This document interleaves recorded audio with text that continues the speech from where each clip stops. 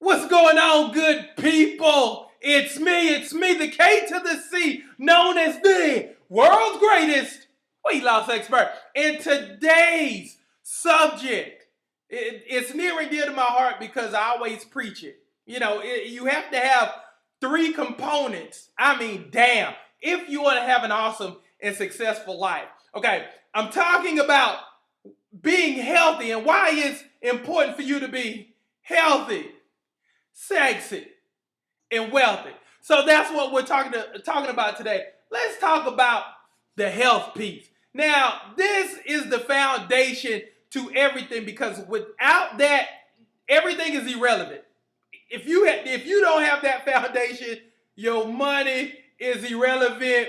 Your fineness is irrelevant because you can't be fine laying up in somebody's hospital bed.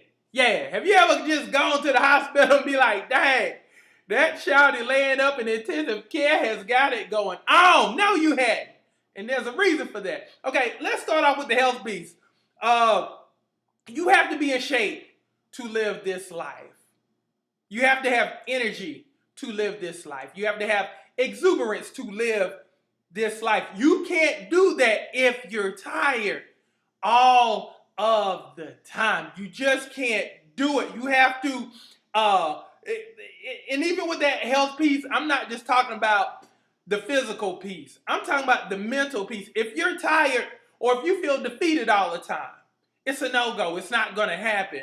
So you have to be healthy not only physically, but here too, mentally. You have to marry all of that stuff together to where everything works.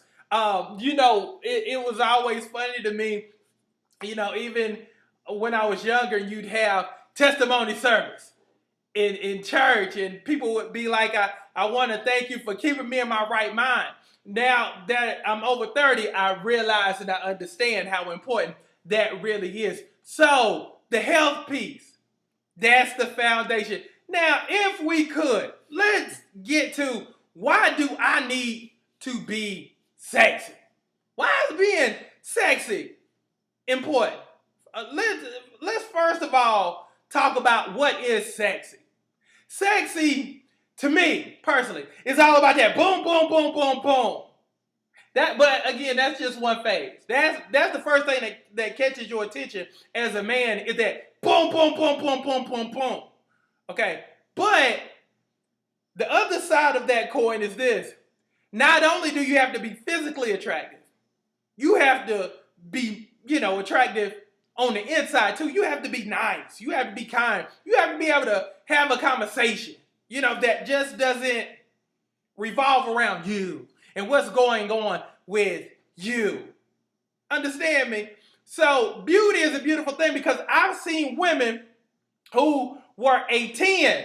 And this is how we think too. I've seen women who have gone from a 10, boom, boom, boom, boom, boom, talk to them, and then they get reduced down to a 5 because their insides ain't right. Outside look great, but again, as dudes, as men, we quickly forget how fine you are when your insides ain't that good. You see what I mean? So, and let me also say this too about the sexy piece, okay? I train some of the sexiest people you'll ever want to see in life, both on screen, off screen, at the park, on the job, yada blada, okay? Your sexiness is tied into your self-esteem. It goes back to that question of why should I be sexy? Your sexy is tied into your self-esteem. So if you look good, if I look good, I feel good. And everything is popping. But if I'm not feeling myself, guess what? Everything else is going to quickly go downhill. So you have to be able to maintain your sexy. After you hit 30 and things slow down and doesn't, quite, they kind of droop a little bit. And, everything might move around a little bit slower than it used to, and the stuff that you're eating now tells on you. When you get past 30, you have to work a little bit harder. Okay? You have to work out a little bit more. You have to watch what you eat. You have to drink more water. You have to do the things that you have to do because this is where it becomes a problem in terms of sexy. For a lot of people, for a lot of women, when they look in the mirror, if what they see in their mind doesn't match up with that image that's in that mirror, then there's a problem. Because women will always remember when they were at their finest. They will always remember that age. I can ask right now. So when were you at your bangingest? Oh, when I was 25, I was doing. And women will go ahead and tell me, give a full description. Yeah, I was a size 8. You couldn't tell me that. And I was at the Black Biker Week every week, and it was only once. It was only once a year, but I still just went down there every week. I mean, could give you details. I used to stop traffic. I was the bomb. I was this. Right. So women always remember when they were at their best. So if I look in the mirror, as if I'm a woman, if I look in the mirror and it doesn't match what I remember at my best, then I start feeling a certain way. I start questioning stuff. I start settling a little bit more. I start reducing my value a little bit more. That's why you have to keep your swagger. That's why you always have to keep that shape. That's why you always have to look for more, expect more. But it starts back with your vanity. How do I feel about me? Do I like what I see in that mirror? Because again, for better or worse, that's pretty much how a lot of people view their self-worth. Sadly, based upon what they see. But the cool thing is, you can always change it. Now, let's get to the wealth part. Let's talk money. Now let me start off by saying everybody has a different degree of wealth. But let's all agree that our kids need to see you successful.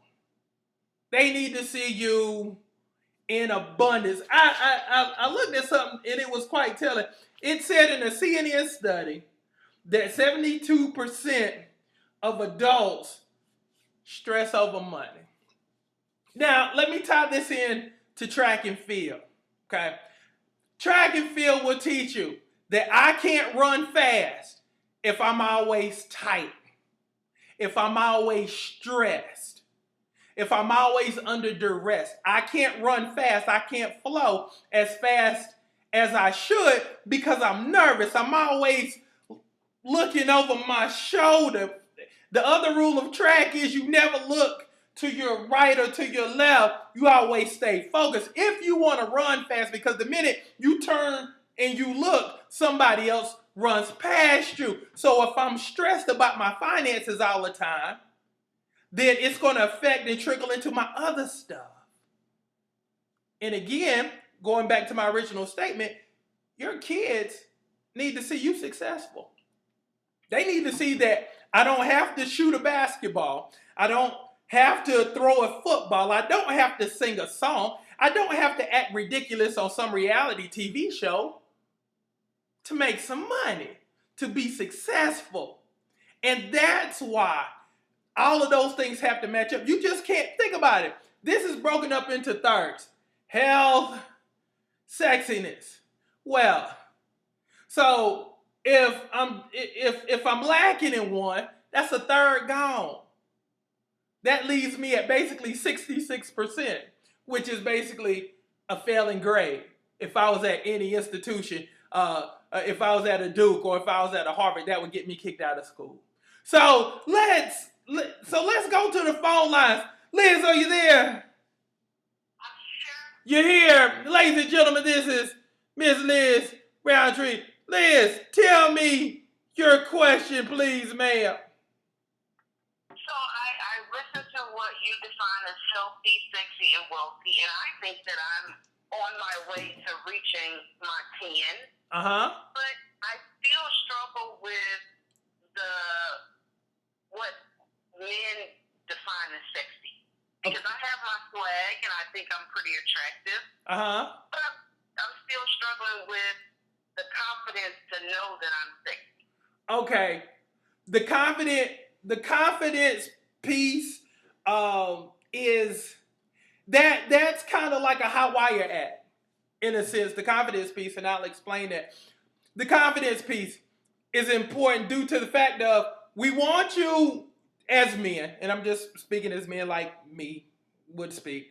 The confidence part is important. We need to know that you know your value.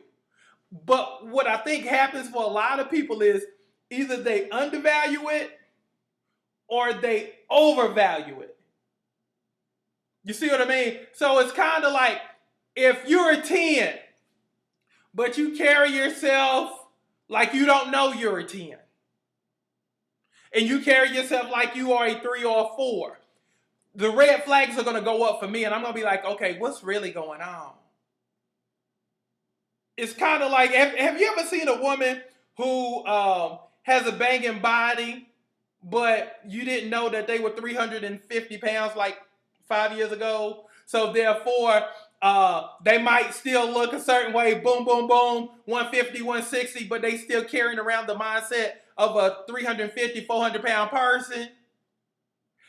See that's confusing to us. So it's kind of like if you undervalue your worth in terms of your confidence, that's one thing. But then on the other side of it, if you are a 5 and you're decent, your body is decent, but you carry yourself like you Beyonce,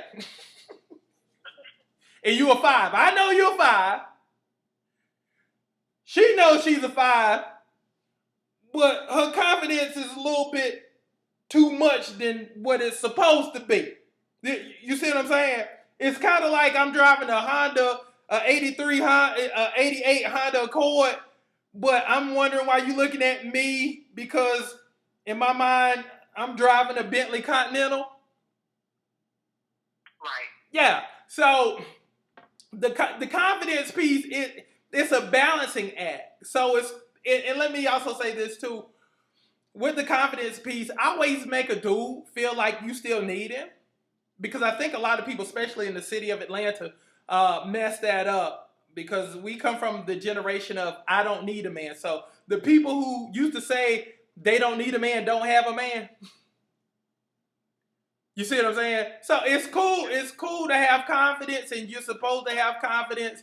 But I think as long as you carry yourself at a certain level where you know you are without making somebody else feel inferior, then you're good. Because as a man, I like to feel needed. I love feeling needed. You know, you might not even need me for nothing, but I'm a type A personality, so I want to be your hero. I want to do stuff for you, regardless if you can do it or not. I want to feel like I'm your Superman. I want to be your conqueror. So as long as you still can maintain self without having to devalue self, but still make a man feel like he's needed, then that's a win-win for everybody. Where have you felt like you may have taken a wrong turn? I think sometimes I undervalue myself. So you would be kind of like that 10 who acts like a 5? Right. Because I'm acting like the 5, I go into situations saying nobody's going to want to talk to me. And then what happens? Nobody talks to me. So, right. So it's a self-fulfilling prophecy. Right. So if I go in saying that nobody will love me, nobody will value me, I don't know why I'm going out, this ain't gonna work, my last one didn't work, and it's kind of like you kill it before it has a chance to live. Right. And I always remember this too. Everything that you focus on grows and ends up happening. So I'll say this. Start back with the mentality. Change that up a little bit in terms of instead of expecting the worst, Start expecting the best.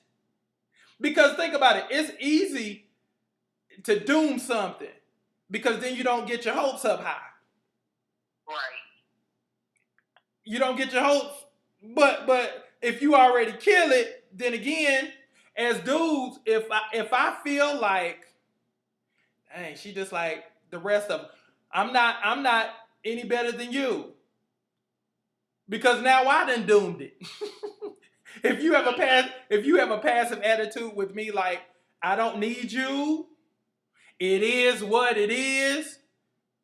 Guess what? I'm not gonna hang around because again, I need to feel needed as a man. But also we look at this too as men. We want teammates that's gonna be there throughout the whole deal versus well, she's already doomed it. So we can't go but so far because she's already going to think that it's going to be over. So I can't invest myself or my time or my love into this because she's not in. She's already doomed it. She's looking for bad stuff to happen from the rip.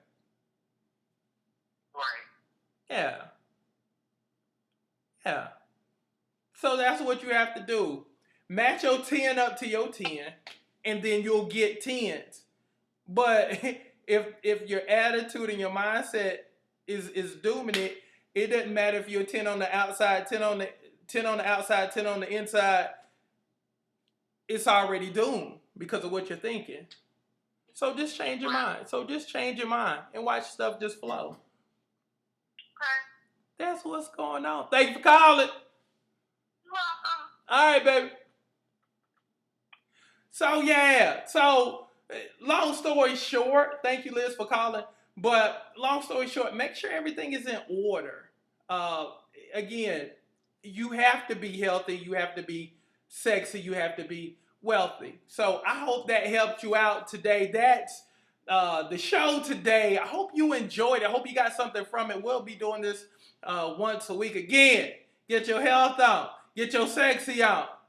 Get your wealth on. Because again, it's so needed. So go get it. Love y'all.